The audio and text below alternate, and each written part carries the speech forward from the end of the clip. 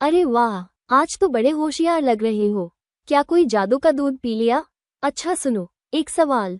क्या कभी ऐसा हुआ कि मम्मी ने पढ़ने को कहा और तुमने कहा, मम्मी मैं कुछ भी नहीं कर रहा, लेकिन दिमाग में चल रहा था, काश मैजिक से होमवर्क अपने आप हो जाए? अगर हाँ, तो रुको रुको, आज की कहानी तुम्हारे लिए ही है। आज हम सीखेंगे कर्म में अकर्म और अकर्म में कर्म का असली मतलब मजेदार तरीके से। तो तैयार हो जाओ, ज्ञान की गाड़ी छूटने वाली है। कर्माण्यकर्मण्य पश्येद कर्मणि च कर्मयः। कर्माण्यकर्मण्य पश्येद कर्मणि च कर्मयः। सबुद्धिमान् मनुष्येषु स युक्तः कृत्स्नकर्म कृत्।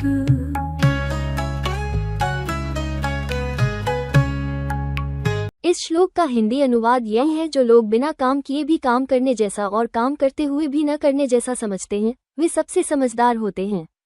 वे हर तरह के काम में लगे रहते हुए भी सच्चे योगी होते हैं और अपने सभी कामों को अच्छे से करना जानते हैं।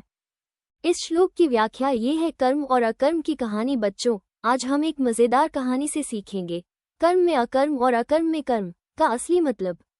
मान लो, एक दिन दो दोस्त थे, मोहन और सोहन। मोहन बहुत ही आलसी था।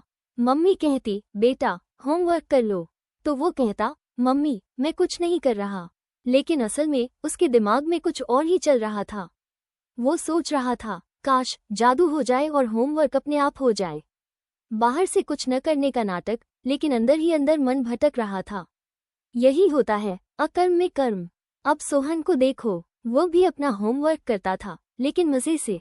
वो सोचता, मैं मेहनत से पढ़ूंगा और मम्मी पापा को खुश करूंगा। उसे नंबर की चिंता नहीं थी, बस अपना काम अच्छे से करना था। और जब काम बिना किसी स्वार्थ के किया जाए, तो उसे कहते हैं कर्म में अकर्म।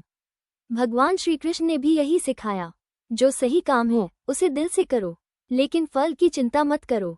जैसे ध्रुव, प्रहलाद और युधिष्ठिर ने अपने काम पूरी लगन से किए, लेकिन उनमें कोई लालच नहीं था, इसलिए उनके काम को अकर्म कहा गया। अब आप बताओ, क्या आपने कभी ऐसा किया है कि काम तो नहीं किया, लेकिन दिमाग में कुछ और ही चलता रहा?